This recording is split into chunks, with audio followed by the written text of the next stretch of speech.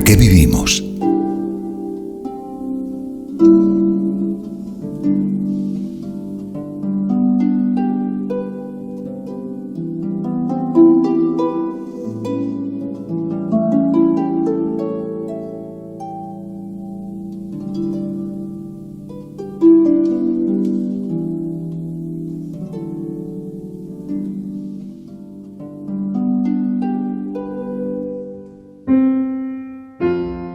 Yo creo que se puede definir la vida de Pedro Arrupe como la de un amigo de este mundo que supo de alguna manera intentar cambiarlo y que tenía unas facultades y una personalidad verdaderamente magnética y simpática.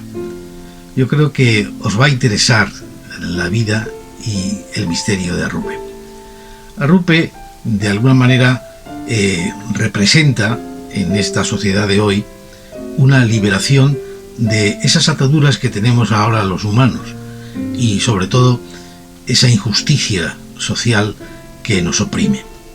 Yo conocí a Arrupe cuando yo tenía nada más que 19 años y tuve la suerte de encontrarme con un hombre que había vivido ya la bomba atómica de Hiroshima.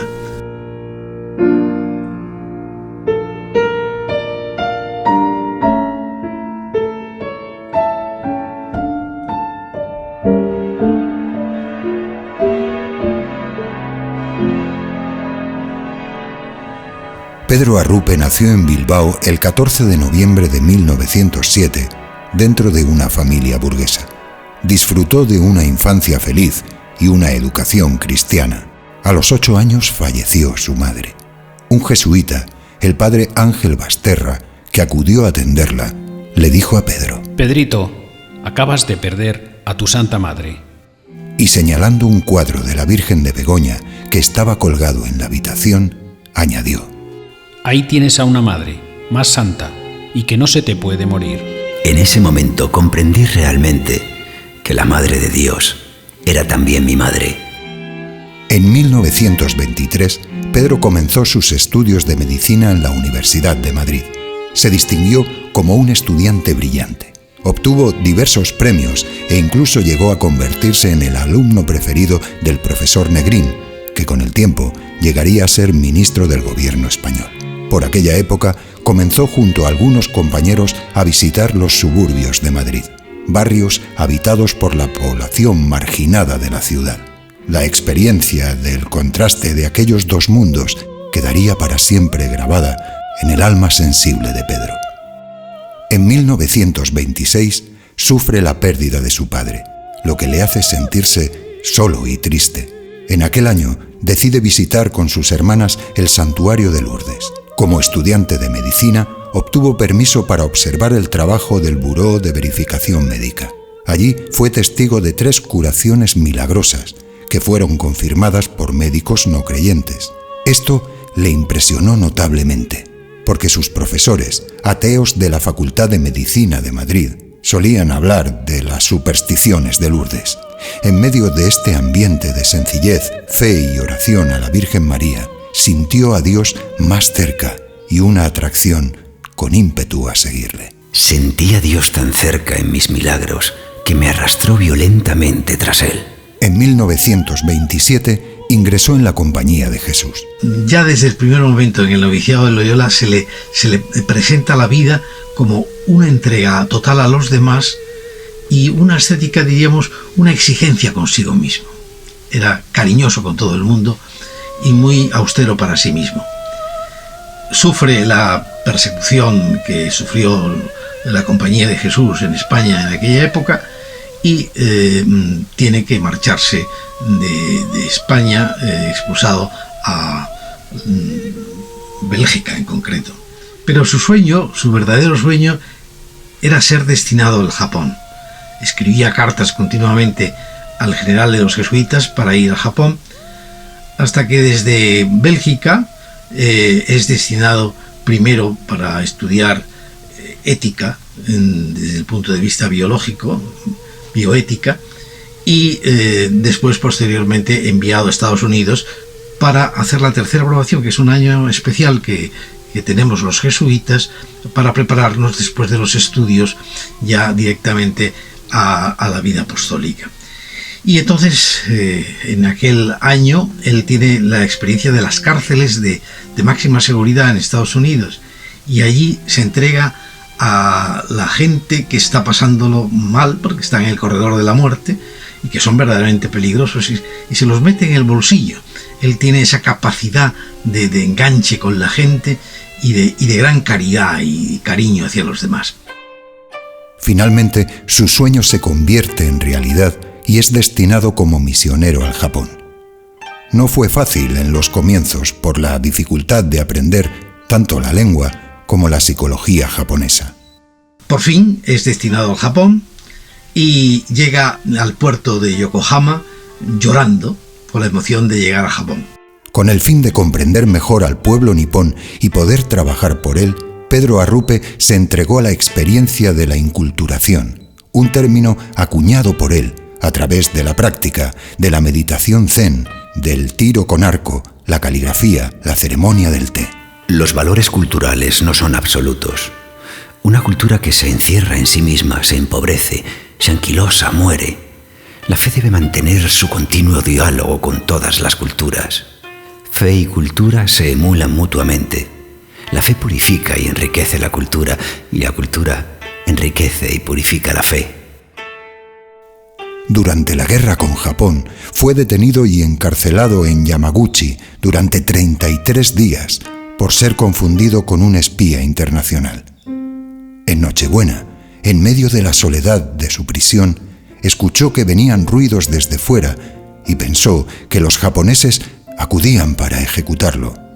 Pero enseguida advirtió entre lágrimas que eran los fieles japoneses de su parroquia quienes, desafiando el peligro, habían acudido cerca de la cárcel a cantarle los villancicos que él les había enseñado.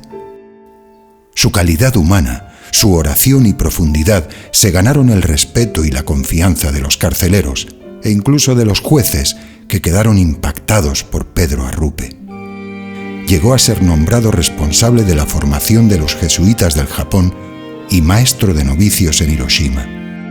Estando en las afueras de esta ciudad, le sorprendió la bomba atómica en agosto de 1945.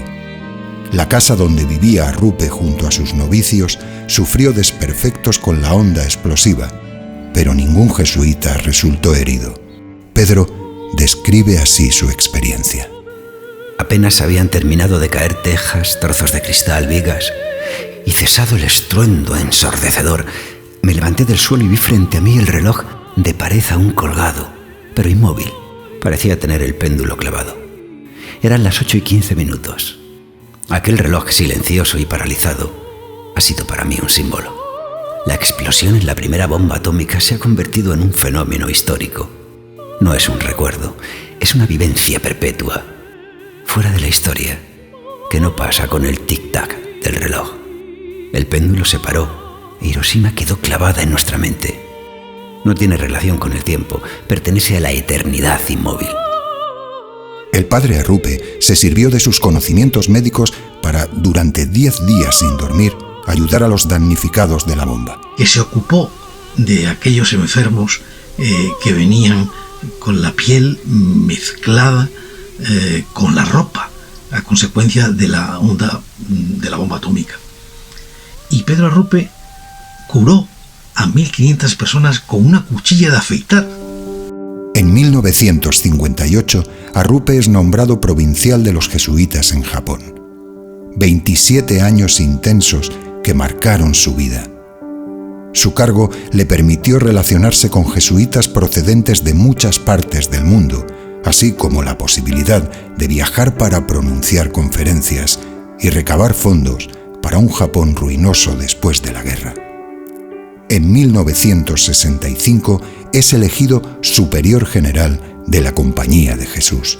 Lo que verdaderamente cambia la vida de Arrupe es cuando, después de ser provincial responsable de los jesuitas del Japón, es elegido en Roma, después en pleno Concilio Vaticano II, es elegido general de la Compañía de Jesús. Entonces va a transformar de alguna manera su actuación como superior, hasta el extremo de llegar a ser amigo de cada uno de los miembros de la Compañía de Jesús. Más que un superior, era un amigo, un compañero. Para el padre Arrupe, cada ser humano, hasta un criminal, lleva dentro de sí el elemento cristiano. El nuevo general de los jesuitas poseía un espíritu osado, rompedor y creativo que le permitió releer a San Ignacio de Loyola para el mundo de hoy. Estaba provisto además de una gran personalidad, de gran simpatía y magnetismo. Lo único que queda siempre y en todo lugar, que me ha de orientar y ayudar siempre, aun en las circunstancias más difíciles y en las incomprensiones más dolorosas, es el amor del único amigo, que es Jesucristo. Profundamente humano, se sentía motivado por el problema de la injusticia social y preocupado por los grandes problemas de la humanidad. Tras los cambios que siguieron al Concilio Vaticano II, se produjeron serias tensiones en la Iglesia y en la Compañía. Sus ideas contra el racismo, la reforma de los centros educativos y su lucha contra la injusticia social y el ateísmo no fueron bien aceptados por algunos sectores, incluso entre los jesuitas más conservadores. Va a dar pasos para la renovación de la Compañía de Jesús y de la vida religiosa dentro de la Iglesia. Esto le va a suponer un cierto rechazo de algunas personas muy conservadoras y también incluso del propio Vaticano. Pero él va a aceptar todo eso de una forma admirable, con una fuerza interior y una humildad increíble. Arrupe pensó que era prioritario que los jesuitas fueran capaces de hablar al corazón de sus contemporáneos y afrontar las necesidades reales de su tiempo. Pero, como suele suceder a los profetas, no siempre fue comprendido y aceptado. Estaba profundamente convencido de que la fe verdadera incluye un compromiso con la promoción de la justicia y una solidaridad con los hombres y mujeres sin voz, los más pobres. Pedro Arrupe sintió entonces la llamada de fundar el servicio jesuita a los refugiados, que actualmente sigue ocupándose de las necesidades materiales y espirituales de más de 16 millones de refugiados en todo el mundo. Dios nos está llamando a través de esas personas necesitadas. Y realmente dio pasos tan importantes como el servicio de jesuitas para refugiados, que él intuyó desde el primer momento como una necesidad ante el Boat People. En 1981, Arrupe, de regreso de un viaje a Asia, sufrió una trombosis que mermó seriamente sus facultades, sumiéndole durante cerca de 10 años en una profunda postración. A esto se añadiría el golpe que supuso que el Papa Juan Pablo II no comprendiera su estilo y sus decisiones y tomara medidas sobre el normal funcionamiento de la compañía. Pero el padre Arrupe, sin la menor rebeldía ni resentimiento, obedeció humildemente, aceptando su situación con espíritu de fe, paz, oración y amor a Jesucristo.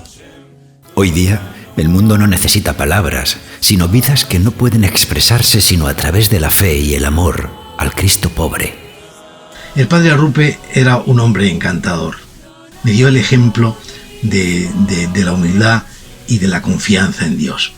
Yo creo que toda su vida se puede resumir en aquella frase que parece que dijo al final de su vida: para el presente, amén; para el futuro, aleluya. No hay que preocuparse por el pasado, por el sentimiento de culpa, por lo que hayamos hecho mal, sino vivir el presente, el ahora, el amén a la hora. Y eso nos conecta con la eternidad, nos conecta con Dios. Y para el futuro, aleluya. Estamos en manos de Dios y tenemos que tener esa confianza total. Arrupe falleció el 5 de febrero de 1991. Su cuerpo yace enterrado en la iglesia del Gesù en Roma. Los frutos de su vida y su obra siguen creciendo más de día en día. Muchos centros, colegios, universidades llevan hoy su nombre y también su alegría y su esperanza. Arrupe es, en estos momentos en que está su proceso de canonización en marcha, un testimonio de luz y de confianza. Un puente entre Oriente y Occidente. Un hombre universal. un hombre que está por encima de los nacionalismos, que quería tener el pasaporte de ciudadano del mundo, y un hombre que nos decía a todos que no tuviéramos miedo, porque ¿cómo voy a tener miedo? ¿Cómo no voy a ser optimista?, decía, si creo en Dios. Este es el mensaje de Pedro Arrupe para el mundo de hoy. No me resigno a que cuando yo muera, siga el mundo como si yo no hubiera vivido.